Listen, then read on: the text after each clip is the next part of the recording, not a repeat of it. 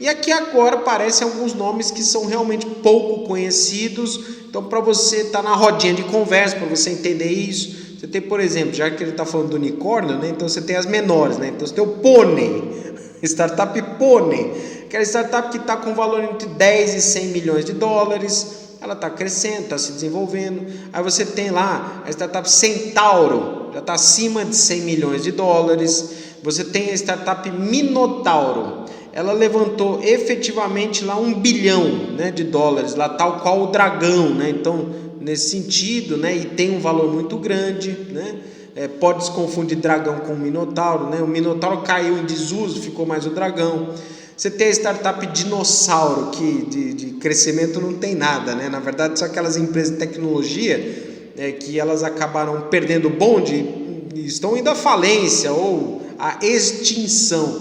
Exemplo, por exemplo, a Nokia no seu recorte de celulares, que acabou perdendo valor de mercado. Você tem a Kodak, né, que acabou perdendo um grande valor de mercado. A Nokia tentando se recuperar, enfim, essas outras coisas. Então são os dinossauros, né, do ambiente tecnológico. E tem muitas empresas que eram extremamente poderosas como tecnologia, acabaram perdendo bonde, né, nesse sentido, né? E até em alguns casos aparece até o termo undercorn, que significa o seguinte: ela era um unicórnio, ou seja, ela tinha um valor de mercado de 1 bilhão de dólares e por algumas variáveis, algumas condições que apareceram no mercado, ela perdeu o valor, seja por uma variação cambial, seja por uma mudança no cenário do mercado, seja por problemas na startup, seja por gestão da startup, ou seja, ela alcançou o valor de 1 bilhão de dólares, se tornou unicórnio e ao longo do tempo ela perdeu a posição de unicórnio, ou seja, ela não tem mais o valor de mercado de 1 bilhão de dólares, então ela se tornou um undercorn. Então, na verdade, esse termo está muito carregado na situação que a startup ela cresceu e ela se retraiu. Esse é o principal propósito desse trabalho, tá? Aí alguns outros nomes que, esse sim, caíram em desuso mesmo, tá?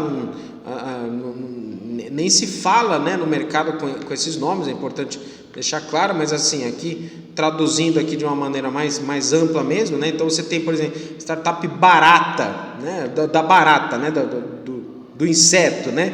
Que elas são extremamente resilientes, né? Então as startups baratas elas são absolutamente resilientes, isso ninguém questiona, né? Porque elas sobrevivem a qualquer situação, né? Então, mas isso caiu absolutamente em desuso, né? Porque dava uma conotação negativa, né? E as pessoas não querem ser chamadas de baratas. Pô, minha startup é bacana, é resiliente, sou chamado de baratão, caiu em desuso. Você tem startup coelho, que também caiu em desuso, porque a gente tem a noção que o coelho cresce, ele é bastante rápido, né? Mas a ideia do coelho, né, ele antigamente tinha assim, ele cresce sem aportes e cresce lentamente, mas ele cresce de uma maneira sustentável, consegue se reproduzir, né, tal qual o coelho, mas também cai em desuso, vocês provavelmente não vão escutar.